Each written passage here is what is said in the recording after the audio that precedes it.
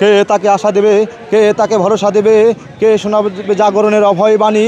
ওঠো মা ওঠো, মোছো তোমার অশ্রু জল। আমি রাজশাহী বিশ্ববিদ্যালয় কেন্দ্রীয় ছাত্র সংসদ নির্বাচনে সংস্কৃতি সম্পাদক পদে নির্বাচন করছি। আমার ব্যালট নাম্বার 2। আমি ঐক্যবদ্ধ নতুন প্রজন্ম প্যানেলের প্রার্থী। আমি আমার ভোটারদের কাছে আমি নবাব সিরাজউদ্দৌলার বেশি এসেছি। এটা শুধু দৃষ্টি আকর্ষণের জন্য নয়, আমি আমার শিক্ষার্থীদেরকে বোঝানোর চেষ্টা করছি যে বাংলার সংস্কৃতি আবারও অস্তাচলগামী। আপনারা আবার একটু সচেতন হন। নবাব যেভাবে পলাশীর প্রান্তরে পরাজিত হয়েছিল, সেভাবে বাংলার সংস্কৃতিকে আর পরাজিত হতে দেওয়া যাবে না। আমাদের যার যার নিজের জায়গা থেকে আমাদের সেই আমাদের সোচ্চার থাকতে হবে। দেখেন আমাদের ক্যাম্পাস কালচারটা কী?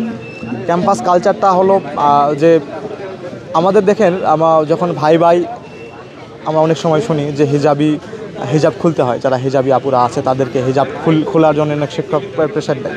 এই অসঙ্গতি নিয়ে কাজ করার জন্যই আমি আমার জায়গা থেকে যেন আমি কাজ করতে পারি, এটাই। আবার যাকে দেখেন যে এখন ট্যাগিংয়ের রাজনীতি হচ্ছে, কেউ কাউকে শিবির ট্যাগ দিচ্ছে, কেউ কাউকে জঙ্গি ট্যাগ দিচ্ছে, কেউ কাউকে শাহবাগী ট্যাগ দিচ্ছে। এই ট্যাগিংয়ের যে কালচার, এটা তো কালচার না, মানে অপসংস্কৃতি। এই অপসংস্কৃতিকে রুখে দেওয়ার জন্যই আমাদের সংস্কৃতির উত্থান ঘটাতে হবে। তো আমরা দেখতে পাচ্ছি যে এই অভ্যুত্থান পরবর্তী সময়ে আবার একটা আধিপত্যবাদী সংস্কৃতির একটা হাতছানি আমরা দেখতে পাচ্ছি। সেই জায়গা থেকে আমরা চেষ্টা করব, আমি যদি রাকসুর সংস্কৃতি সম্পাদক পদে নির্বাচিত হই, সকল আধিপত্যবাদী সংস্কৃতিকে রুখে দিয়ে আমার উত্তর ও পশ্চিমাঞ্চলের নৃতাত্ত্বিক যে সংস্কৃতি আছে সেইটাকে রাজশাহী বিশ্ববিদ্যালয়ে চর্চার কেন্দ্রবিন্দু হিসেবে প্রতিষ্ঠা করা।